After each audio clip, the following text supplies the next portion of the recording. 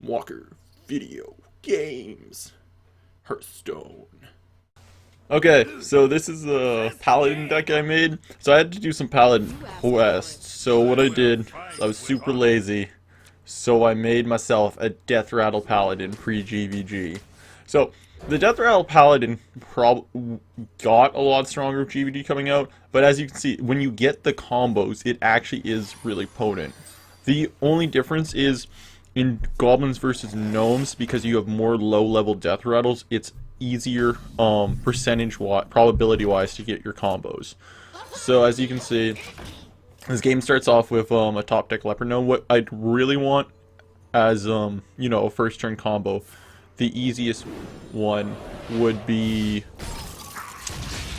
you know, the Undertaker or a leopard gnome or a clockwork gnome. What I just realized is that my mage opponent just put a 3 spell on a 2/1 when it could have just pinged it with a fireball and not have wasted a card on a leopard gnome. Like, I think the reason he did that was because he wanted the mana worm, the frostworm mana worm, to get one more attack, but that's definitely not worth a card going 1-for-1 with a leopard gnome when you could have just pinged it. So as you can see, the Deathrattles are starting to come out. I got the Haunting Creepers down. He trades into me. It's not that big of a deal. So the thing is, turn 4 is about to arrive, and because I have 2 Deathrattles in my hand, I can just coin out a Deathrattle. So as you can see, there's the coin coming out, and there's Fugin. The reason Fugin comes out is because he doesn't have a large field, damage-wise. There's pretty much no point of playing Sledge Belcher. As you can see, he fireballs the Fugin, who doesn't die, and then he Deathrattles the Fugin. However, to his dismay, Stalag just drew the second hand. So, right now I had the choice between Sledge Belcher and Stalag. The thing is, if this guy is running Polymorph, and he polymorphs Stalag, I will not get the Thetis combo. So, Sledge Belchers are one of the best polymorph costs, because it makes it almost a 1-for-1 trade usually. So I was hoping if this guy had polymorph in his hand, I would check first by playing Sludge Belcher, and then that would give me the go-ahead to play Stalag. As you can see, he trades out. The great thing about when you play Deathrattle minions, however, and you trade the field out, you don't really lose, and you trade like 2 into 1. Their Deathrattles proc, so it's not as bad. So we got Repentance, we got, let's see, we got a 6/4 on the field, we got 2 minions.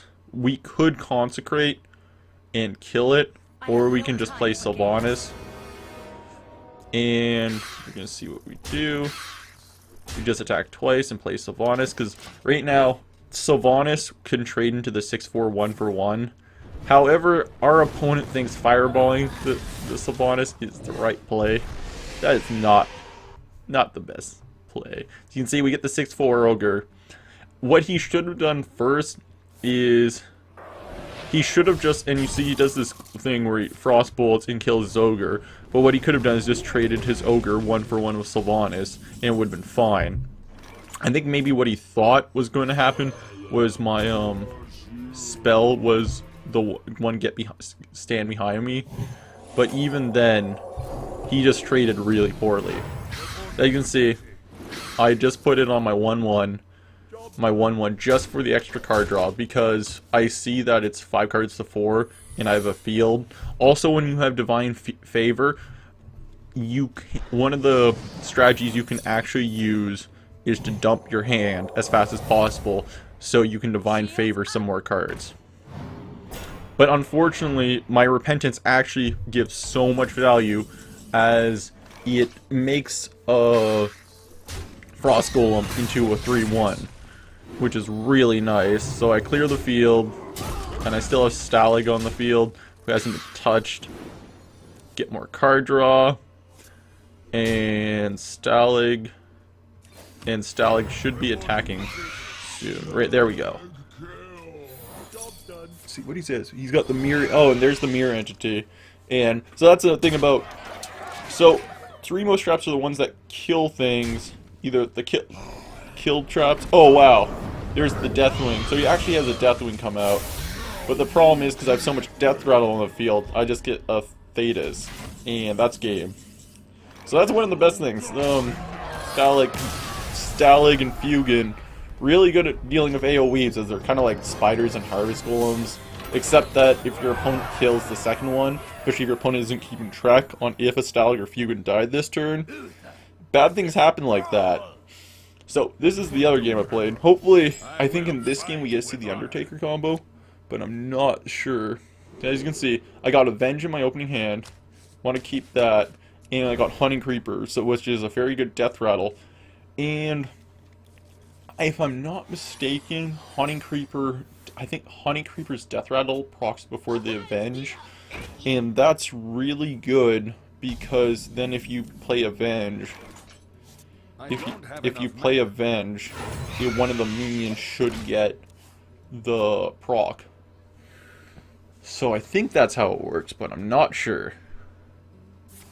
So there's actually a pretty good silence. The only problem about that silence, it stops the value, but the Haunting Creeper can trade into the Leper Gnome. And that's a 2-for-1 trade. The Leper Gnome does get his 4 damage off, however. At this point, we can play Loot Hoarder. We can either play Loot Hoarder or hit our button for a 1-1 minion, but we want the Loot Hoarder just for more damage. You can say this guy plays Cold Light Oracle. So we get our Undertaker and we get a Leper Gnome, which is fantastic. So we get a Leper Gnome, Undertaker. There's the Undertaker coming down. And we play Avenge because we have 1 mana left over. We trade out so our Undertaker isn't hurt. And then we play Leper Gnome to proc our Undertaker. And also we get card draw. So that Cold Light Oracle let us draw about 3. And as you can see, this is actually turning into a Murloc Shaman deck. Unfortunately, this is pre-GVG, so this guy's ahead of the trend of where Murloc Shaman's actually, you know, legitimate. So it's pretty funnies. So let's see. We trade the 2-1 with our, so we take 0 damage total. We trade the 3-2 out with the Leper Gnome. And then we just trade the 1. The reason we did that is we're just in case the Shaman has some tricks up his sleeve. He can't really kill it, but we get the Blue Gold Warrior, and there's the Cold Light Seer. So he trades it out, and because we have no minions on our field, our Revenge doesn't proc. So at this point, I think one of our best plays would either be Mad Scientist or just to play Fugan. Let's see, yeah, there's Fugan. Fugan's a 4/7, which is really nice, so he actually can trade very well with smaller minions, because if you have 3/2 minions out, he can trade 1-for-1 with about 3 of them before he goes down. So he's got Wind Fury. So I'm assuming he's going to attack me twice. Yeah, there we go.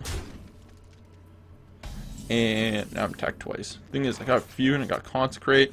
So the Consecrate comes out, and the reason I just Consecrate for 2, which is actually a 1-for-1, not the best.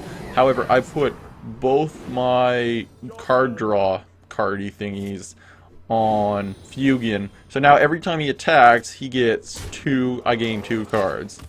So he's on the field, so if he doesn't silence him, I'll get at least 2 more cards next turn, and then that will probably be enough card draw to just flat out win the game.